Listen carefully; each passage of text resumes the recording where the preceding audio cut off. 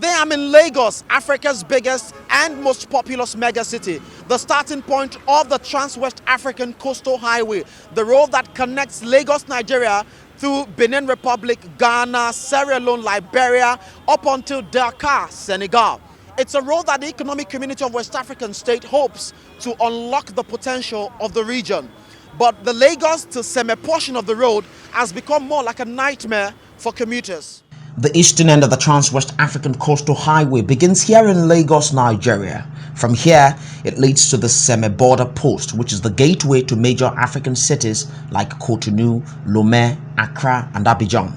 Various corridors of the highway form key priority projects for governments of the West African region. The Lagos-Abidjan corridor of the road is projected to connect 5 countries and serve over 40 million people. The development of the Abidjan-Lagos corridor is one of the flagship projects of the ECOWAS, of the entire ECOWAS enterprise. And we believe that it will promote regional integration, enable trade, tourism, and other forms of economic activity in our sub-region. But this lofty dream shared in the hotels of Abuja does not match with the situation on the ground in Lagos. The road is getting worse with ditches, potholes, and unmotorable portions, leading to long traffic jams, loss of man-hours, and road hazards. Drivers and road users can only count their losses. The road is very bad. From barracks now, lot of people from my two here to Badagry roundabout is the worst road in this world. This road is bad. For this my two to roundabout, it's bad well.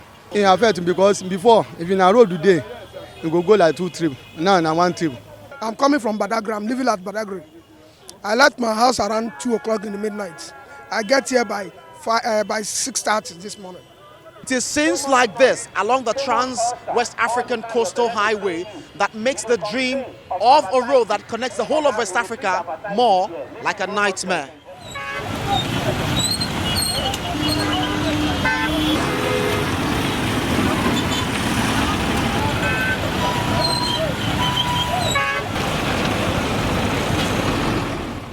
According to the news agency of Nigeria, the Lagos state government is responsible for the Igomu-Okokomaiko axis of the highway, while the federal government under the Federal Road Maintenance Agency is responsible for the Okokomaiko-Agbara axis of the road.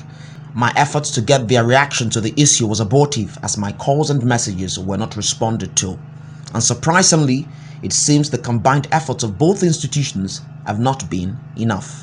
As you can see behind me, there is a huge puddle at the center of the road, and the road also is under construction, but so it has been for almost a decade now, and commuters are getting fed up. They should have even left the road the way it was before.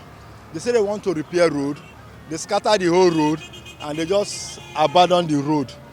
The African Development Bank says less than 10% of Africa's GDP is spent on infrastructure. Paradoxically, some more of the same GDP is lost to weak infrastructure. Today, Africa loses roughly about 4 to 5% of its GDP because of weak infrastructure. You can't connect countries that are landlocked to the ports. It also means that it takes you a long time for your goods and services to actually get out to the global market. Ernst & Young projects that Africa needs to spend $9 billion every year for the next 7 years to meet its infrastructural deficit. Transportation networks like the Trans-West African Coastal Highway could hold the key to economic integration, increase in trade, access to opportunities, and the reduction of poverty.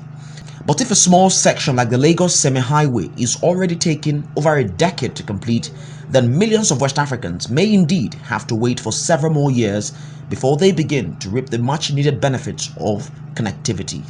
Chuks Otuya reporting.